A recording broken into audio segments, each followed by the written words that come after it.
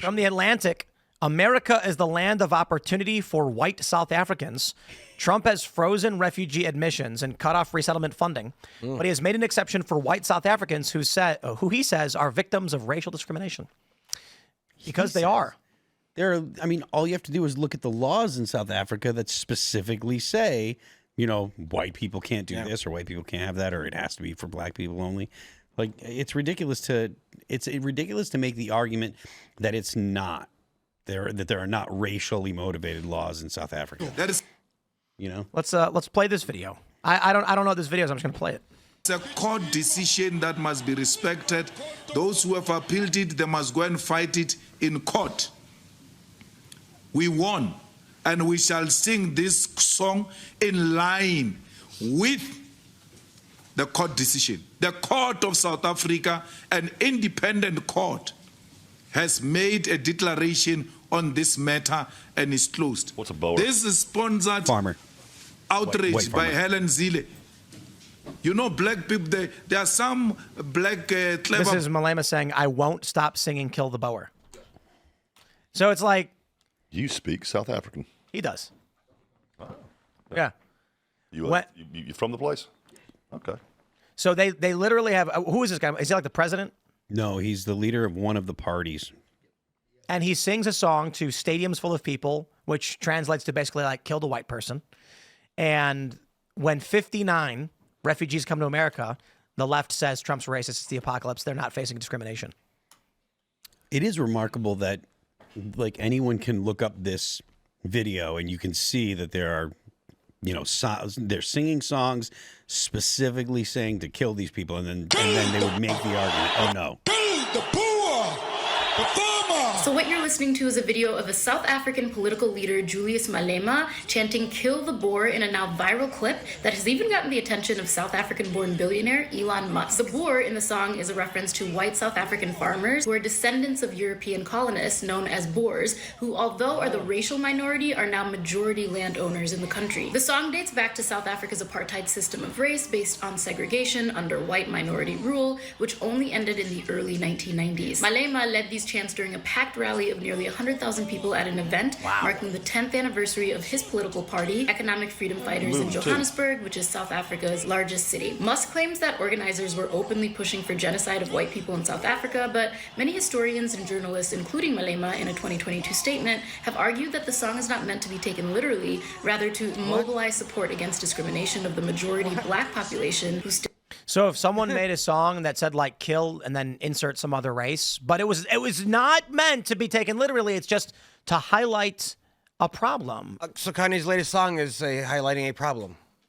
It's not meant to be taken literally, just on that. Well, I mean, to be fair, saying. Kanye's song isn't to be taken literally, like even by Kanye's well, standards. Like the song he put out literally is him saying, I'm just doing this because they took my kids from me. I miss my kids, I want them back.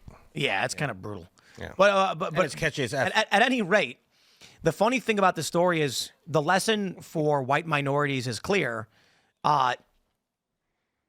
When you give up power, they will chant to kill you. If you what are you going to do? You can read books by people that are this guy Franz Fan, and he wrote a book called "The Wretched of the World," and it's about decolonization. And he specifically says that decolonization is an inherently violent phenomenon, that the only way for the colonized people to take back their dignity is to kill the people that colonized their country. And this is something that you hear people talk about decolonization on the left all the time. The ideas in that book have grown like wildfire all over South Africa, or all over definitely South Africa, but a lot of formerly colonized countries. So the idea that they're not advocating for violence, and the idea that the left and people that are in media here in the U.S. don't know it, it's all BS. Everybody that has gone through... Anyone who says the left is not violent, I mean... It's ridiculous. But the point that I'm making is pull they your pants know. down, bend over, look in the mirror, and tell me what you see. Because that's exactly what the hell you are. When Biden was... I'm sorry to cut you off, but when Biden was for 4 years, how many riots were there? How many protests? How many... I mean, of course, we had with Columbia and some of the colleges over God's in the war in Israel, but Other than that, what'd you have? I mean, just in 4 to 5 months of Trump, Jesus, is every day with these idiots. But look, it's burning, it's looting, it's physical violence. But let me go again. Let me just finish the point. The idea that people on the left don't know that there are thought leaders on the left talking about decolonization, that it's inherently violent. They're lying about whether or not it's violent. And so this whole it's only meant to be it's only symbology or symbolism, and that's a complete lie. The justifications that the left tries to use for some of the dumbass shit they say. And do you think the people you're talking to are that's fucking stupid? I mean, who's going to believe some of the dumbass shit you say?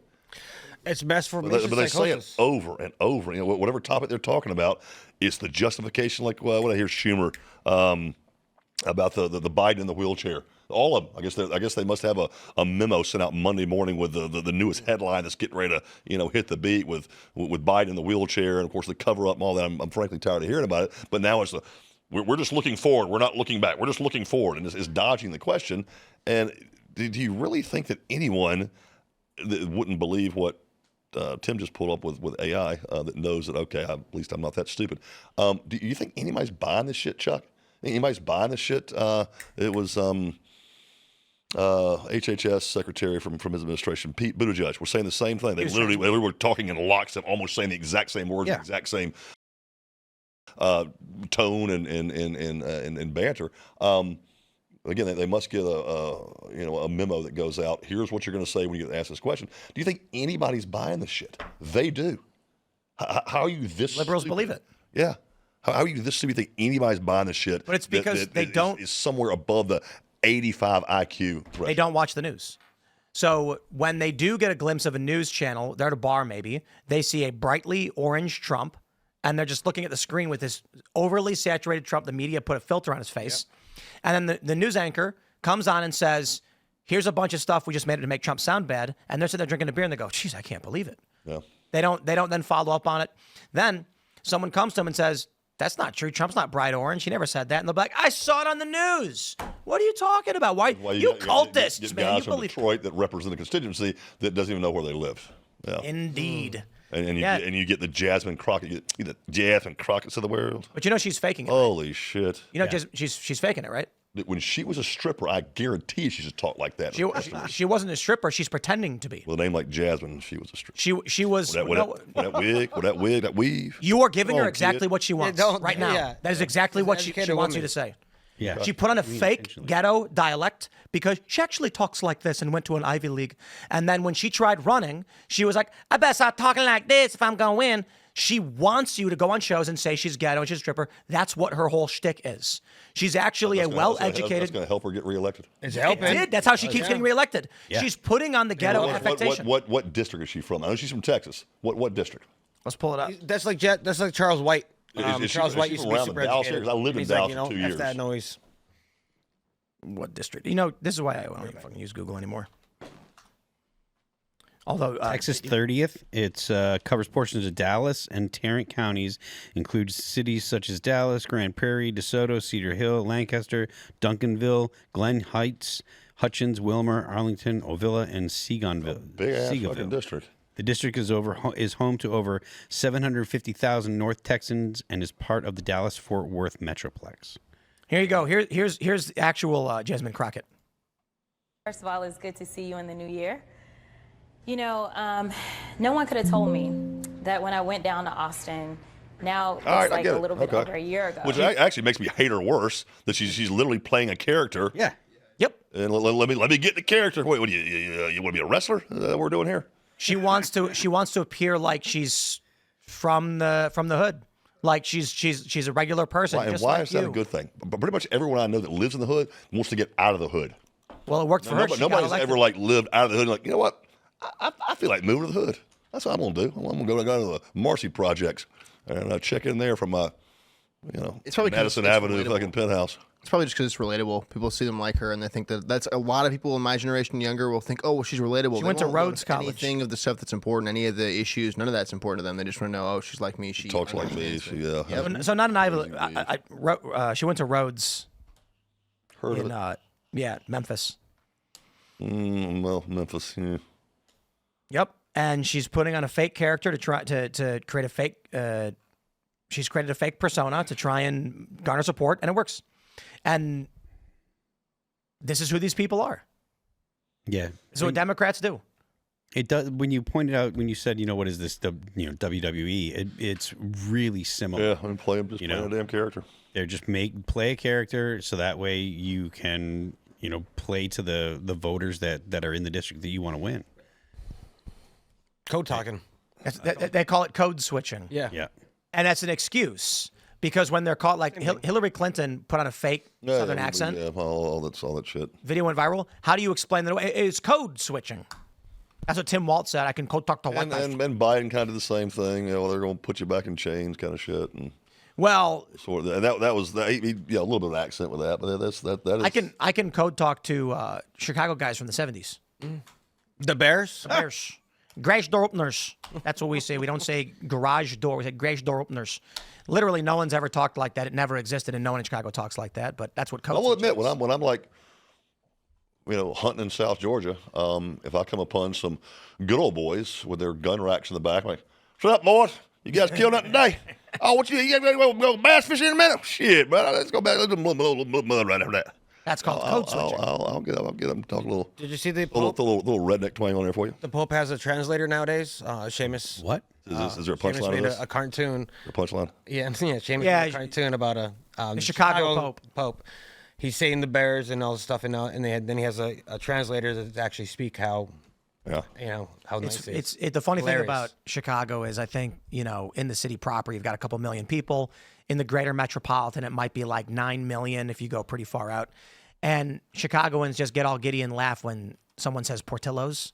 Literally, no one has any idea what you're talking about, but that's why Chicago people feel special when you say it. I had a real one today, first official one. It was delicious. The first one? Yeah, Andy hooked me up. It was really yummy. Yeah, Andy made a bunch of Chicago-style dogs today. Yeah. Celery salt, pickle, sport peppers, Yeah. half moon tomato wedges. We got a bunch here if you want one before you go. Andy's still here. You're too old to say the word yummy. No way. I'm okay with it. There's nothing wrong with saying yummy. Well, thank you for your input. No, but The female listeners think I'm so sensitive. Say the word yummy and tummy. But your point about the WWE stuff, it's unfortunate that our representatives today do that. So tired. And it's not like I don't think that it's just one-sided. I think that you hear probably people from both sides do it, but you do hear it Name more. somebody. You hear it more from the Democrats. Name somebody on the Republican side. Well, there's 435 congressmen. I know. I'm just guessing. We can come up with 5 Dems like that.